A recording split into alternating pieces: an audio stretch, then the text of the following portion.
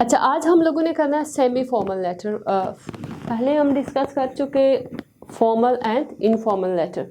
अगर हम बात करें सेमी फॉर्मल लेटर की, तो semi formal means that you know that person, you know the first name, लेकिन आप उस बंदे से इनफॉर्मली बात नहीं कर सकते। अब जैसे आपके पास एक लेटर है, you are applying for job and need a letter of reference from someone you knew when you were at school. अब अगर आप किसी बंदे को स्कूल में जानते हैं, ऑब्वियसली वो आपका टीचर होगा, you need letter of reference. Letter of reference क्या होता है कि whenever you apply for a job, या आप अगर बाहर जाते हैं स्कॉलरशिप पे पढ़ने के लिए या किसी यूनिवर्सिटी में अप्लाई करते हैं, so you need letter of reference. हमें लेटर ऑफ रेफरेंस चाहिए होता है, उसको रिकमेंडेशन लेटर भी बोलते हैं। कि आप पहले जहाँ पे आप जॉब करते थे या जहाँ पे आप पढ़ते थे, आप किसी प्रोफेसर से लेटर ऑफ रिकमेंडेशन ने वो आपको रिकमेंड करे कि आप वहाँ पे किस तरह से आप स्टडीज़ को कंटिन्यू करते थे। आपके you can say it's just like a character certificate, और बाकी भी उसमें डिटेल मेंशन होती है about your studies as well.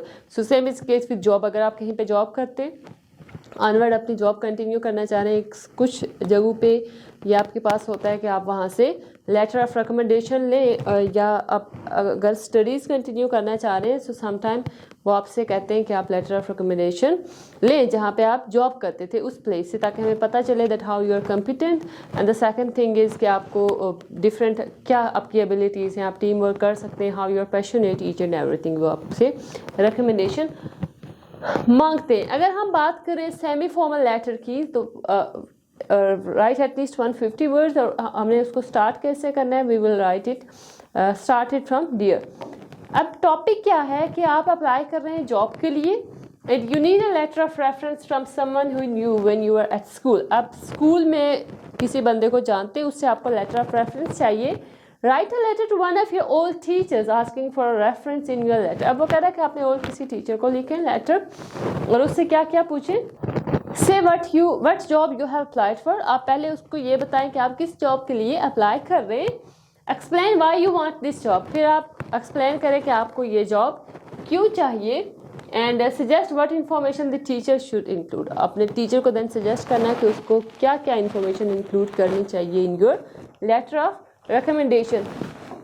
अब अगर फॉर्मल लेटर की बात करें, फॉर्मल में हमारे पास क्या था, that we use formal words, formal vocabulary use करते हैं, and we don't use constructions. But यहाँ पे आपने क्या करना है, the tone which is a mix of politeness and warmth. एक तो पोलाइटनेस होनी चाहिए, and then the second thing is कि आपकी जो ग्रीटिंग्स आप कह सकते हैं वो भी आप यहाँ पे यूज़ कर सकते हैं। The use of last name आपने यूज़ करना है। You can use first name in formal letter, यहाँ पे आपने यूज़ नहीं करना।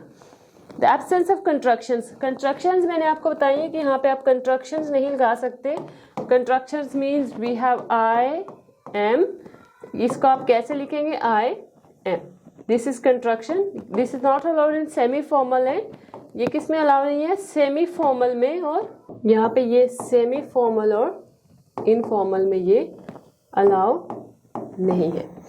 लेकिन आप क्या कर सकते हैं, यहाँ पे सेमी फॉर्मल और फॉर्मल, सॉरी इनफॉर्मल नहीं बल्कि सेमी फॉर्मल और फॉर्मल लेटर में आप इसको यूज़ नहीं कर सकते। Okay, the use of formal expressions आपके फॉर्मल होने चाहिए, but you can use greetings as well. अब क्लोज इसको कैसे करेंगे, यूज़ सिंसियरली, ताकि आप रिस्पेक्ट भी शो कर रहे हैं, and it is also showing that this is a semi formal letter. अब देखें हम स्टार्ट कैसे करते हैं, डियर मिस्टर और मिस। जैसे यहाँ पे ये है डियर मिस्टर और मिस, फिर उसके बाद आपने प्रोफेसर या टीचर का नाम लिख लेना आगे, क्योंकि आपको उसका नाम पता होता है।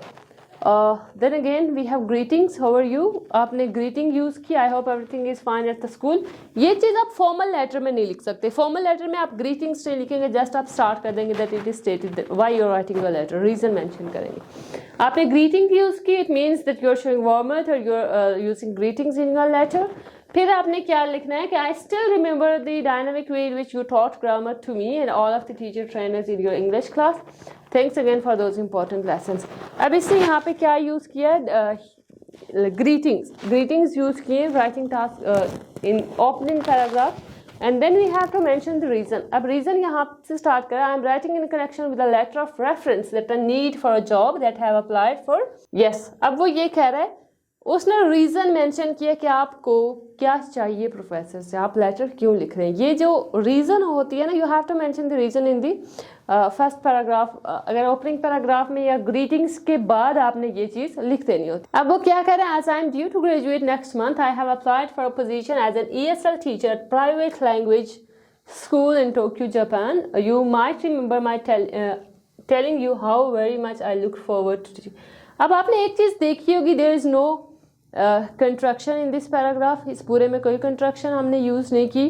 दीज आर फॉर्मल भी है, प्लस हम क्या शो कर रहे हैं, ग्रीटिंग्स भी, वार्मथ भी शो कर रहे हैं, that we know that teacher, we are showing respect as well. ये पूरी स्ट्रक्चर है, this is called informal letter. अब डियर मिस वीनी लिखा, left one blank line, then आपने ग्रीटिंग्स यहाँ पे लिखी। ग्रीटिंग्स अगर आप इन दोनों को मिक्स करते हैं, greetings and reason that why you are writing, तो एक पैराग्राफ ना है इसका, नहीं तो अलग अलग भी आप लिख सकते हैं। यहाँ पे आपने एक लाइन ब्लैंक छोड़ दी, अगेन आफ्टर ग्रीटिंग्स। ये पूरी आपने रीजन मेंशन की, that why you are writing. Again we have left one blank line. हमने यहाँ पे क्या लिखना है, कंप्लीट डिटेल मेंशन की। अब लास्ट पे वो क्या कह रहे हैं कि रीजन मेंशन करेगा why you are writing. I would appreciate it if you could include information. ये ठीक है, इसने पूरी डिटेल दी। और लास्ट में वो क्या कह रहा है, as the job in Japan they don't have the chance to interview me and will base their decision largely on my letters of reference. I would need to have the letter in 2 weeks. अब वो last पे कह रहा है कि मुझे ये 2 weeks में लेटर चाहिए, क्योंकि वो जॉब जो है वो रेफरेंस की बेस पे दे रहे हैं कि आपका रेफरेंस अच्छा होना चाहिए। अगेन यहाँ से आपने एक ब्लैंक लाइन छोड़नी है, the thank you kindly in advance, last line. फिर यहाँ पे हमने एक blank line, your sincerely your, आपका नाम यहाँ पे आना चाहिए।